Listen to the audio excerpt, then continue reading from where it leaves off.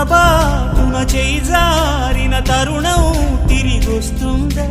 ప్రతి పూటొక పుటలా తన పాఠం వివరిస్తుందా? మన కోసమే తనలో తను రగిలే రవి తపనంత కనుమూసిన తరువాతనే పెను చీకటి చెబుతుందా?